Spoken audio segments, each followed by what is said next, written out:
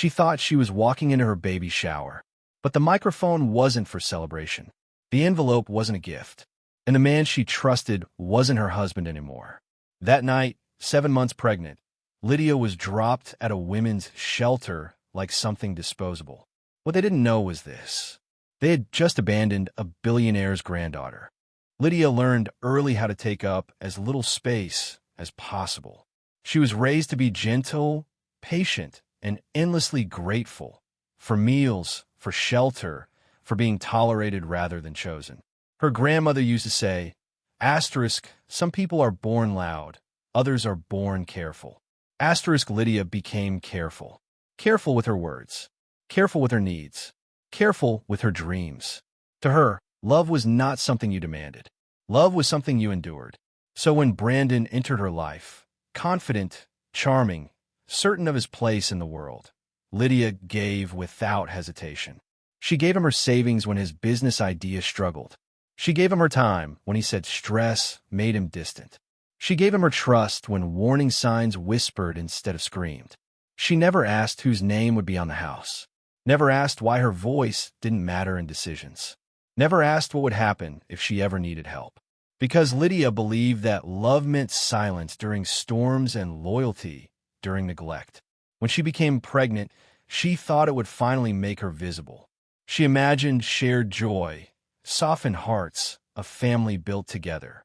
Instead, the weight of responsibility hardened Brandon. His patience thinned, his affection faded, and Lydia, once again, learned to make herself smaller, this time for the sake of the child growing inside her. She told herself it was temporary. That love always returned if you waited long enough. What Lydia didn't know, what no one ever told her, was that the quiet life she lived was not the life she was born into. That the blood in her veins carried a legacy of power, influence, and unshakable protection. That somewhere far beyond the walls she'd learned not to touch, a world existed where her last name still opened doors. But Lydia had never been taught to ask who she truly was. She had been taught only how to give, never realizing that power had been carrying her name all along. This wasn't neglect. Neglect is careless, accidental, unaware. What Lydia was living through was careful, measured, planned. Her mother-in-law, Evelyn, never raised her voice. She didn't need to. She watched Lydia the way people watch numbers on a balance sheet, calculating risk, estimating loss. From the beginning, Lydia felt it in small moments. The way Evelyn's smile tightened when Lydia entered the room. The way conversations paused, then resumed without her. The way questions about Lydia's health or comfort were always redirected back to Brandon. Marriage is about contribution, Evelyn liked to say, and somehow, Lydia's contribution was never enough. After the baby was born, everything shifted faster than Lydia could understand. She was exhausted, healing, learning how to be a mother with trembling hands and sleepless nights.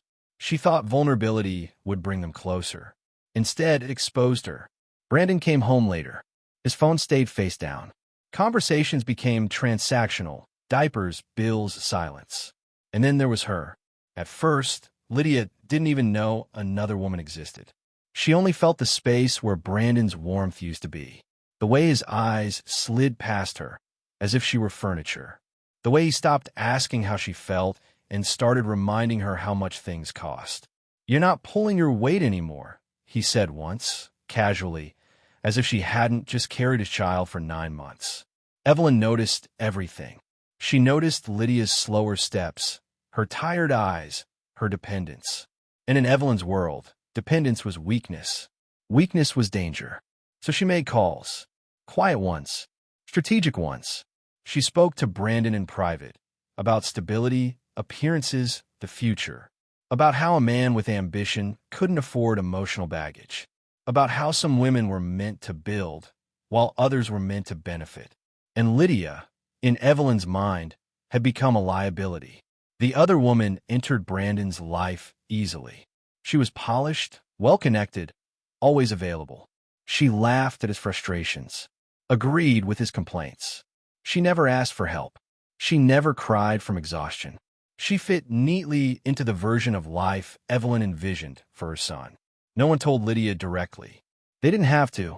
She felt it in the way Brandon stopped touching her, in the way he spoke about her in the third person, even when she was in the room, in the way Evelyn began referring to the baby as our responsibility instead of asterisk, your child. Asterisk. By the time Lydia overheard the argument, Brandon's voice low, Evelyn's sharp, the truth landed like ice water. She's holding you back, Evelyn said. You can't build a future dragging dead weight. Dead weight. Lydia stood frozen in the hallway, her baby asleep against her chest, her world collapsing quietly so no one would accuse her of drama.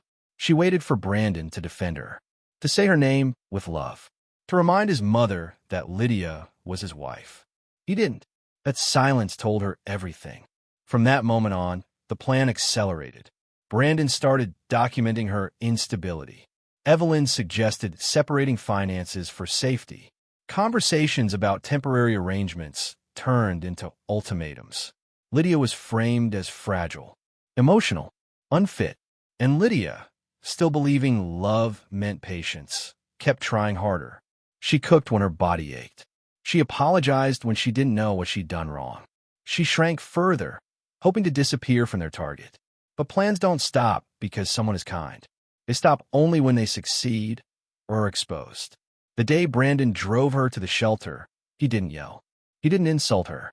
That would have required guilt. Instead, he spoke calmly, like a man executing paperwork.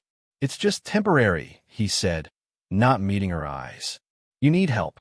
They'll support you better than I can right now. Lydia clutched her baby tighter, her heart pounding loud enough to drown out reason. Evelyn didn't come that day. She didn't need to. Her absence was approval. When the doors closed behind Lydia, the final piece of the plan clicked into place. The woman who had given everything, her savings, her trust, her silence, was now labeled unstable and disposable. And Brandon drove away, believing he had made a smart decision. What none of them realized, what no document, no whispered conversation, no calculated move accounted for, was that Lydia's fall was not the end of her story. It was only the point where the truth, long buried, would finally begin to rise. Because power doesn't always announce itself. Sometimes it waits, until the moment its absence becomes impossible to ignore. The invitation said celebration. Soft colors. Elegant script. A venue Brandon insisted would be good for morale. Lydia hesitated when she read it, something in her chest tightening, but she told herself she was being paranoid. After everything, she wanted to believe this was an olive branch, a chance to be seen again, a moment where her child would be welcomed instead of treated like an inconvenience. She dressed carefully that morning. Nothing flashy. Nothing that could be criticized. She chose a simple dress that hid her exhaustion and cradled her baby close, whispering promises she wasn't sure she could keep. It's just a baby shower, she told herself. Just 1 hour. Smile. Say thank you. Go home. She didn't know she was walking into a courtroom. The room fell quiet the moment she entered. Not the warm hush of surprise, but the sharp silence of judgment. Phones were already raised. A videographer stood near the corner, lens pointed forward like a weapon. Lydia noticed it too late. She noticed the seating arrangement, how there was no place saved for her, how Evelyn stood near the front, composed, triumphant, and how Brandon wasn't beside her. A woman Lydia recognized, polished, confident, perfectly placed, stood where Lydia once had. Before Lydia could ask what was happening, Evelyn stepped forward. Her smile was gentle, her voice practiced. We've gathered today, Evelyn said, not just to celebrate a new beginning, but to address a difficult truth. The word truth landed heavy. Screens behind her lit up. Photos, messages, selective fragments of conversations Lydia didn't even remember sending, taken out of context, stitched together like evidence. Evelyn spoke calmly about instability, about emotional strain, about a woman who couldn't handle responsibility. Lydia's heart pounded so loudly she barely heard the applause that followed. Then Brandon spoke, not with anger, not with regret, with rehearsed concern. For the sake of the child, he said, this divorce is necessary. A gasp rippled through the room. Someone laughed nervously, thinking it was a joke. It wasn't. A cake was wheeled in, 3 tiers, pristine white. Lydia stared at it, confused, until the top layer was lifted. Divorce papers. Neatly placed. Official. Final. The room buzzed. Cameras zoomed in. Someone whispered, "Asterisk, is this real?" Asterisk, another murmured. Asterisk, she looked shocked. Asterisk. Lydia couldn't breathe. She searched Brandon's face for hesitation. For mercy. For the man she once believed loved her. He didn't look back. "This is for transparency," Evelyn said smoothly. "We believe accountability should be public." Public. As if Lydia were a criminal. As if her pain were a performance. Security approached her from behind. Not gently. One hand hovered near her arm. Lydia instinctively pulled her baby closer, panic flooding her chest. "I don't understand," she whispered. "I thought this was—" "Ma'am," the guard interrupted. "We need you to step outside." Her knees nearly buckled. "This is a misunderstanding," Lydia said, her voice shaking now. "Please, my baby." Brandon finally spoke again. "Let's not make a scene." The words cut deeper than any accusation. As Lydia stood, her phone buzzed. Then buzzed again. And again. Declined transaction. Card suspended. Account inaccessible. By the time she reached the door, every financial lifeline she had was gone. She turned back once, just once. The room was already moving on. Guests whispered. The other woman laughed softly at something Brandon said. Evelyn accepted congratulations like a judge closing a case. No one followed Lydia out. Outside, the air was cold and unforgiving. Lydia stood on the steps, her baby crying now, sensing fear she couldn't explain. Her hands trembled as she checked her phone again, hoping it was a mistake. It wasn't. In less than an hour, Lydia had lost her marriage, her home, her access to money, her dignity, and perhaps most devastating of all, her sense of safety. She sat on the curb, rocking her child, trying to remember how to breathe. She thought of every time she had stayed quiet, every moment she had chosen patience over protest, every warning she had ignored because she believed love meant endurance. She had been wrong. This wasn't love. This was erasure. What Lydia didn't know, what the cameras failed to capture, was that humiliation has a strange power. It strips away illusions. It sharpens memory. And it marks a moment so deeply that the truth can no longer stay buried. Because while Brandon believed he had ended her story, and Evelyn believed she had protected her legacy, they had unknowingly done something else entirely. They had placed Lydia where silence could no longer protect them. And somewhere far beyond that cold sidewalk, forces older and stronger than all of them were already moving, drawn not by revenge, but by recognition. Because when a woman who was taught to be invisible is pushed too far into the light, the world eventually asks who she really is. And the answer, once revealed, changes everything. The shelter smelled like disinfectant and quiet resignation.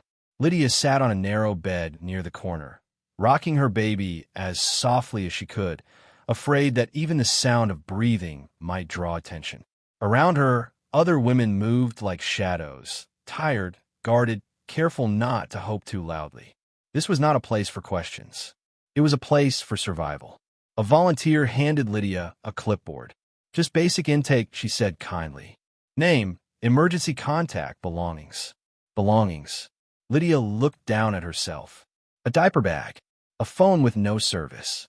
A wallet with cards that no longer worked. And on her finger, something she had almost forgotten was there. As she filled in her name, her hands trembled. The ring slipped. It was old. Heavy. Gold dull by time, not design. It hit the metal desk with a sound that was wrong for something so small, solid, unmistakable. Not hollow. Not decorative. The volunteer paused, then frowned. "Where did you get this?" she asked. Lydia blinked. "It was my mother's." The woman gently picked it up, turning it over. Inside the band, faint but deliberate, was an engraving, worn smooth by decades of wear. She didn't say anything at first. She stood, walked toward the front desk, and quietly showed it to the shelter supervisor. The room shifted, not loudly, not dramatically, but Lydia felt it, the way people feel pressure change before a storm. The supervisor, an older woman with calm eyes, took the ring carefully, as if it were fragile for reasons unrelated to age.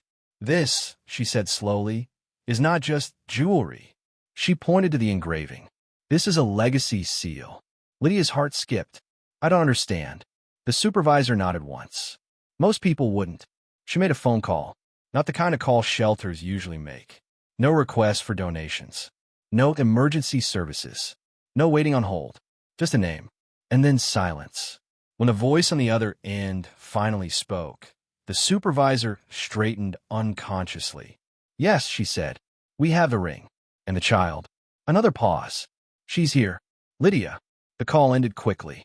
The supervisor turned back to Lydia, her expression unreadable, but respectful. "Can you tell me about your mother?" she asked. Lydia hesitated. Her throat tightened. "My mother died when I was young," she said quietly. She never talked about her family, just said it wasn't safe. The supervisor nodded again, slower this time. She wasn't wrong. Lydia's memories surfaced in fragments she'd never connected before. Her mother refusing photos, moving often, insisting Lydia memorize one phone number, but never explain whose it was.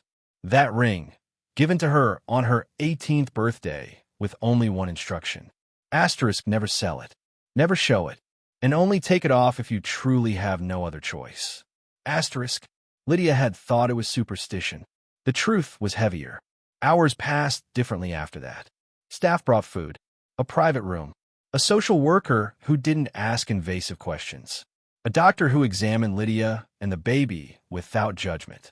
No paperwork, no forms, just patience.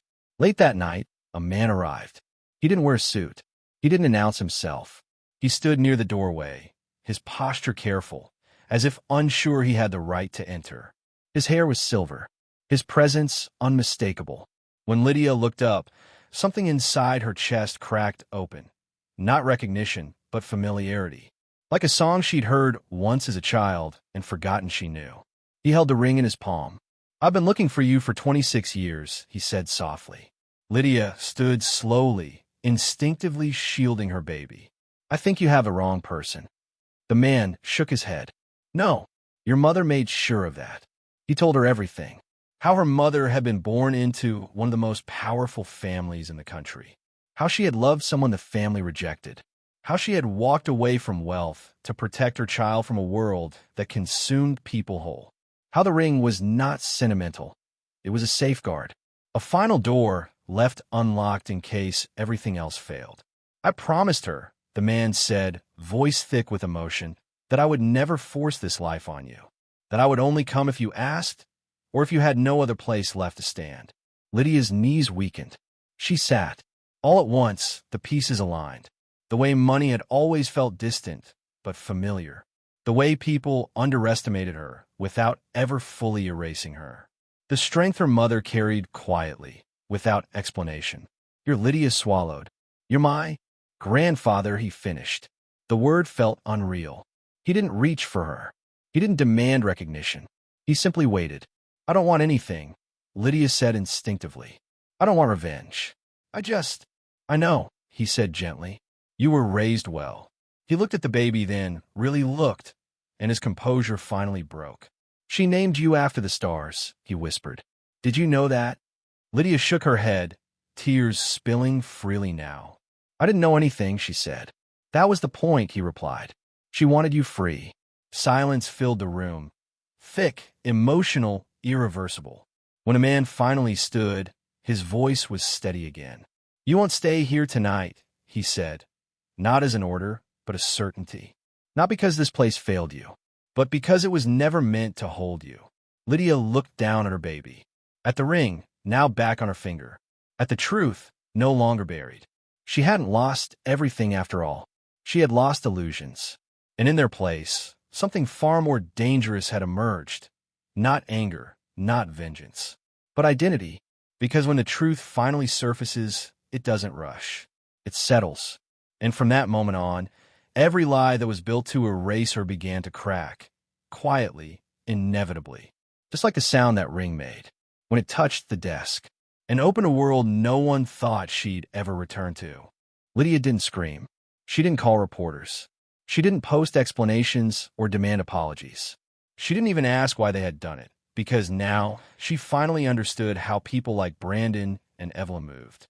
They relied on noise, on spectacle, on the assumption that the person they crushed would stay crushed. Instead, Lydia listened. In the weeks that followed, she stayed somewhere safe, somewhere quiet, where her baby slept peacefully for the first time in months. She spoke only when asked. She answered questions carefully. She learned that silence, when chosen, was not weakness. It was control. Every document was gathered. The canceled accounts, the premeditated divorce papers, the recorded event disguised as a baby shower, the messages that revealed coordination, not concern. Lydia didn't collect these things herself. She let professionals do it. People who understood timelines. People who recognized coercion when it hid behind civility.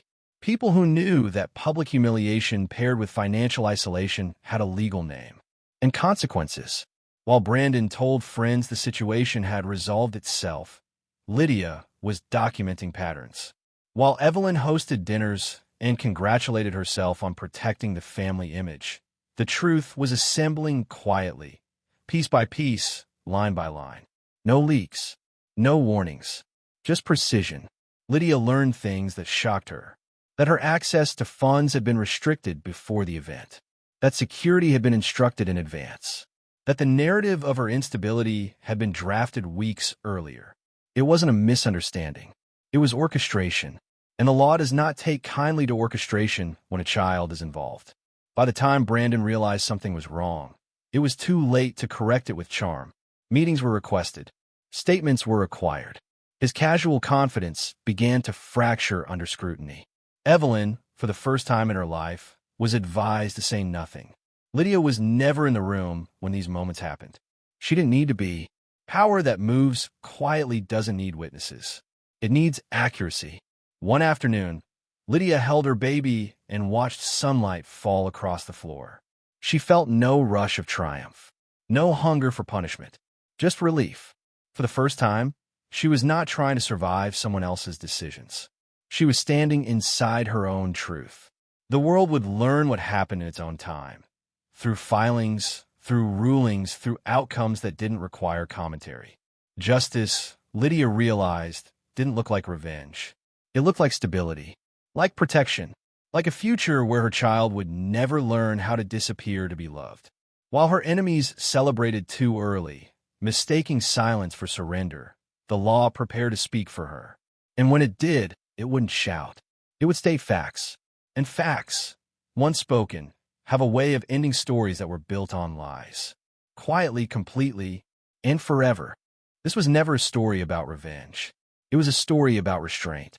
Lydia didn't rise by humiliating others. She rose by remembering who she was, even before she knew her name carried weight. Because real power doesn't announce itself. It waits. It records. And it arrives when cruelty thinks it has already won. Sometimes the strongest comeback is simply not breaking.